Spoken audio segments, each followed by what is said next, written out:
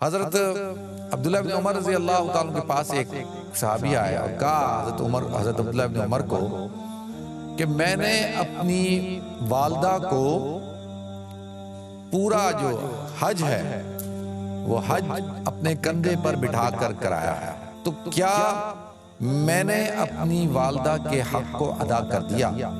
تو انہوں نے فرمایا کہ تم نے اس کا جو تمہاری پرورش کے اندر اس کی جو آہیں نکلی ہیں، تم نے اس کی ایک آہ کا بھی ابھی تک حق ادا نہیں کیا۔ تمہارے والدین بوڑھے ہو جائیں، دونوں ہو جائیں، دونوں میں سے ایک ہو جائے تو فلا تقل لہما اف، تو ان کو تم اف تک مت کہو۔ اف، اگر کوئی شخص جو ہے اپنے والدین کو ناراض کرتا ہے تو اس پر اللہ کی لعنت ہے، اللہ کے فرشتوں کی، آسمان اور زمین کے فرشتوں کی، سب کی لعنت ہے۔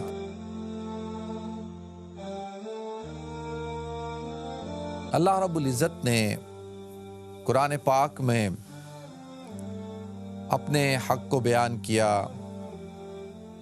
اور اللہ کا حق کیا ہے کہ بھئی اس کی عبادت کی جائے اور اس کے ساتھ کسی کو شریک نہ ٹھہرایا جائے۔ وَقَضَىٰ رَبُّكَ أَلَّا تَعْبُدُوا إِلَّا إِيَّاهُ، کہ اس بات کا اللہ نے فیصلہ کر دیا ہے کہ بھئی اللہ کے علاوہ کسی کی عبادت نہ ہو۔ الہ جو ہے وہ ہمارا معبود اور الہ وہ اللہ کی ذات ہے۔ وَبِالْوَالِدَيْنِ إِحْسَانًا، اور اس کے بعد اللہ تعالیٰ کہتے ہیں کہ والدین کے ساتھ حسن سلوک کے ساتھ پیش آؤ۔ ناظرین، قرآن پاک کو ہم جہاں بھی پڑھتے ہیں وہاں اللہ تعالیٰ اپنا حق بیان کرتے ہیں، اس کے ساتھ والدین کا حق بیان کرتے ہیں۔ تو آپ اس سے اندازہ کر سکتے ہیں کہ والدین کا کتنا اونچا مقام ہے، اور والدین کو اللہ تعالیٰ نے جو عزت اور جو شرافت دی ہے، جو رتبہ دیا ہے، وہ کائنات میں اللہ تعالیٰ نے رشتوں میں سے کسی بھی رشتے کو نہیں عطا کیا۔ حضرت عبداللہ ابن عمر رضی اللہ تعالیٰ کے پاس ایک صحابی آئے اور کہا حضرت عبداللہ ابن عمر کو کہ میں نے اپنی والدہ کو پورا جو حج ہے وہ حج اپنے کندھے پر بٹھا کر کرایا ہے، یعنی میری والدہ اتنی بوڑھی ہے کہ میں نے صفا مروہ کی سعی، طواف، ہر چیز اپنے کندھے پہ بٹھا کر اس کو کرائی ہے، تو کیا میں نے اپنی والدہ کے حق کو ادا کر دیا؟ تو انہوں نے فرمایا کہ تم نے اس کا جو تمہاری پرورش کے اندر اس کی جو آہیں نکلی ہیں، تو اس کی یعنی کتنی آہیں نکلی ہوں گی تھکاوٹ کی وجہ سے، تو تم نے اس کی ایک آہ کا بھی ابھی تک حق ادا نہیں کیا۔ تو ایک اور صحابی کے بارے میں آتا، وہ کہتے ہیں کہ میں خراسان سے اپنی والدہ کو کندھے پہ بٹھا کر لے کر آیا ہوں، اور میں نے اس کو حج کرایا، تو کیا میں نے حق ادا کر دیا؟ تو انہوں نے کہا کہ نہیں، کہ تم نے جو تمہاری پیدائش کے وقت جو پین اٹھتا ہے نا، ماں کو لیبر پین جو ہوتا ہے، اس کی لہریں ہوتی ہیں، ایک لہر آتی ہے، دوسری لہر آتی ہے، تیسری، تو کہا کہ جو ایک لہر، کئی لہروں میں سے ایک لہر کا بھی حق ادا نہیں کیا۔ حضرت علی رضی اللہ تعالیٰ عنہ کے بارے میں آتا ہے کہ آپ سے پوچھا گیا کہ والدہ کا کیا حق ہے؟ آپ نے فرمایا اگر تمہاری والدہ تمہارے جسم سے کھال اتار کر تمہارے جسم کی کھال اتار کر تم اپنا جوتا بنا لے اور وہ جوتا پہن کر کئی سال تک اس کو پہنے، تو تم جو ہے اس کا اس نے تمہیں ایک دن اپنے پیٹ میں اٹھایا، اس کا ایک حق ادا نہیں کر سکتے۔ تو آپ اندازہ کر سکتے ہیں کہ والدین کے حقوق کو اللہ رب العزت نے کتنی اہمیت کے ساتھ بیان کیا ہے۔ اور ناظرین، سب سے زیادہ جو والدین کے ساتھ انسان بدسلوکی کرتا ہے وہ زبان کے ذریعے سے کرتا ہے۔ اسی لیے قرآن پاک میں اللہ رب العزت نے ارشاد فرمایا وَقَضَىٰ رَبُّكَ أَلَّا تَعْبُدُوا إِلَّا إِيَّاهُ وَبِالْوَالِدَيْنِ إِحْسَانًا إِمَّا يَبْلُغَنَّ عِندَكَ الْكِبَرَ أَحَدُهُمَا أَوْ كِلَاهُمَا فَلَا تَقُل لَّهُمَا أُفٍّ وَلَا تَنْهَرْهُمَا وَقُل لَّهُمَا قَوْلًا كَرِيمًا۔ یہاں پہ یہ تین باتیں ارشاد فرمائی، اگر تمہارے والدین بوڑھے ہو جائیں، دونوں ہو جائیں، دونوں میں سے ایک ہو جائے، تو فَلَا تَقُل لَّهُمَا أُفٍّ، تو ان کو تم اف تک مت کہو، اف، اور وَلَا تَنْهَرْهُمَا، ان کو جھڑکو مت، وَقُل لَّهُمَا قَوْلًا كَرِيمًا، اور ان سے اچھے انداز میں بات کرو، میٹھے انداز میں، نرم انداز میں بات کرو۔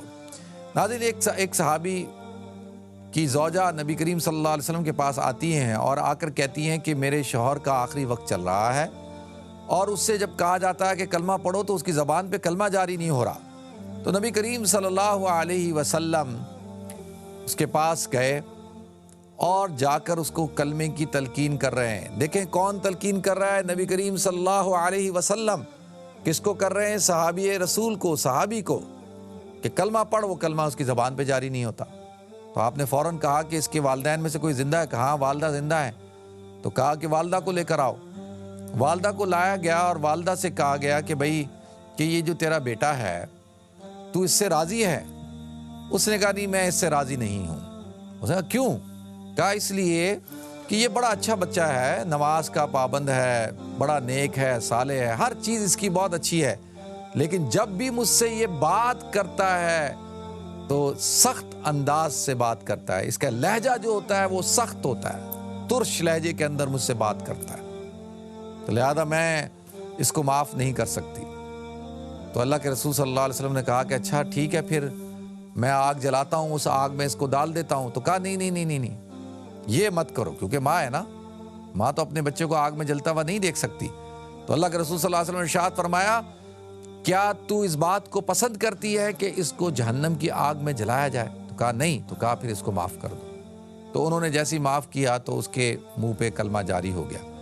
تو ناظرین، اللہ کے رسول صلی اللہ علیہ وسلم نے جب ان صحابی کو دفنا دیا تو دفنانے کے بعد کہا کہ دیکھو کہ اگر کوئی شخص جو ہے اپنے والدین کو ناراض کرتا ہے تو اس پر اللہ کی لعنت ہے، اللہ کے فرشتوں کی، آسمان اور زمین کے فرشتوں کی، سب کی لعنت ہے۔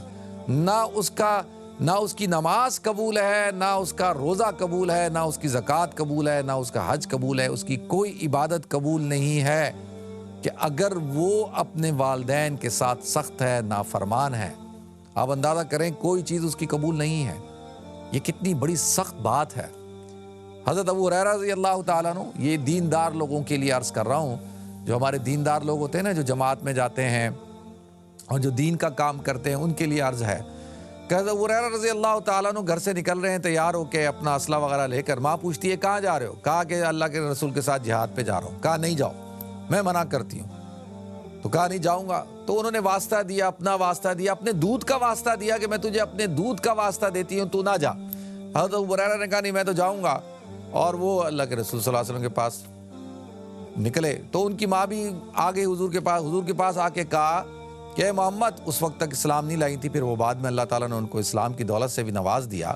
کہا اے محمد، میں جو ہے اس کو، میں نے ابو ہریرہ کو کہا کہ میں تجھے اپنا دودھ نہیں بخشوں گی، دودھ کا واسطہ دیا کہ تو جو ہے مجھے چھوڑ کر مت جا، تو یہ مجھے چھوڑ کر آ گئے۔ کیا تربیت کی آپ نے اس کی کہ یہ اس کو میں دودھ کا واسطہ دیتی ہوں، یہ میرے دودھ کے واسطے کو نہیں قبول کرتا۔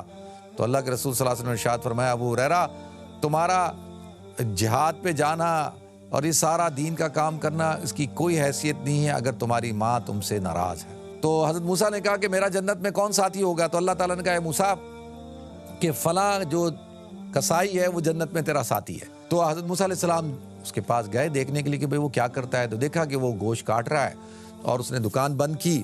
دکان بند کرنے کے بعد اس نے ایک گوشت کا ٹکڑا لیا اور کچھ گندم لی، اور گھر لے جا کر اس نے آٹا گوندا اور گوشت کو چڑھایا، کھانا پکایا، اور دیکھا کہ ایک بہت ہی بوڑھی عورت ہے، اور اس بوڑھی عورت کو جو ہے وہ اس نے اٹھایا، اس کو صاف ستھرا کر کے اور اس کو اپنے ہاتھوں سے نوالے بنا بنا کے کھلا رہا ہے، اس کا منہ صاف کر رہا ہے۔ اور جب وہ کھانا کھلا چکا تو اس کی ماں جو ہے، وہ بوڑھی عورت جو ہے، وہ اس کو کچھ بڑبڑاتی ہے، اس کو کچھ کہتی ہے۔ تو حضرت موسیٰ علیہ السلام اس کے پاس جاتے ہیں، اس سے پوچھتے ہیں کہ بھئی تم کون ہو؟ وہ کہتا ہے کہ میں اس کا بیٹا ہوں۔ اور یہ کون ہے؟ میری ماں ہے۔ اور کہا کہ تم کیا کر رہے ہو اس کے ساتھ؟ اس نے کہا یہ بوڑھی ہے، میں جب صبح گھر سے نکلتا ہوں تو اس کی خدمت کر کے، اس کو صاف ستھرا کر کے، اس کو کھلا پلا کے نکلتا ہوں، پھر جلدی آتا ہوں، پھر اس کو صاف ستھرا کرتا ہوں، اس کو کھلاتا ہوں پلاتا ہوں، اور جو ہے یہ اس کے کئی سالوں سے اس طرح سے ہے، تو میں اس کی یہ ساری ڈیوٹی نبھا رہا ہوں۔ تو حضرت موسیٰ علیہ السلام نے کہا کہ پھر یہ تجھے کیا کہہ رہی تھی؟ تیرے کان میں بڑبڑا رہی تھی، کچھ کہہ رہی تھی؟ تو اس کسائی نے کہا کہ مجھے یہ کہہ رہی تھی کہ اللہ تعالیٰ تجھے جنت کے اندر موسیٰ کا جو ہے وہ ساتھی بنائے۔ حضرت موسیٰ علیہ السلام نے کہا کہ اچھا، وہ یہ تجھے دعا دے رہی تھی؟ کہا کہ تم مجھے جانتے ہو کہ میں کون ہوں؟ اس نے کہا نہیں، میں تو آپ کو نہیں جانتا۔ تو کہا کہ میں ہی موسیٰ ہوں، اور اللہ تعالیٰ سے میں نے پوچھا کہ جنت کے اندر میرا کون ساتھی ہوگا، تو اللہ نے کہا کہ تو ہوگا، اور میں تجھے آج دیکھنے کے لیے آیا تھا کہ تو کون سا ایسا عمل کرتا ہے کہ جس عمل کی بنیاد پر جنت میں اللہ تعالیٰ نے تجھے میرا ساتھی بنایا۔ تو آج میں نے اپنی آنکھوں سے وہ عمل دیکھا کہ تو اپنی ماں کی، بوڑھی ماں کی خدمت کر رہا ہے۔ تو ناظرین، ایک کسائی بوڑھی ماں کی خدمت کرتا ہے تو اللہ تعالیٰ اس کو نبی کا، موسیٰ علیہ السلام کا ساتھی بنا دیتے ہیں۔ اگر بیت اللہ میں کھڑے ہو کر بیت اللہ کا پردہ پکڑ کر دروازے سے چمٹ کر جو ہے دعائیں مانگ رہا ہو، اور ایک شخص اپنی ماں کے پاؤں دباتے ہوئے، اپنے والد کا سر دباتے ہوئے دعا مانگ رہا ہو، تو اللہ تعالیٰ اس شخص کی دعا کو قبول فرمائیں گے جو اپنے والدین کی خدمت کرتے ہوئے دعا مانگتا ہے۔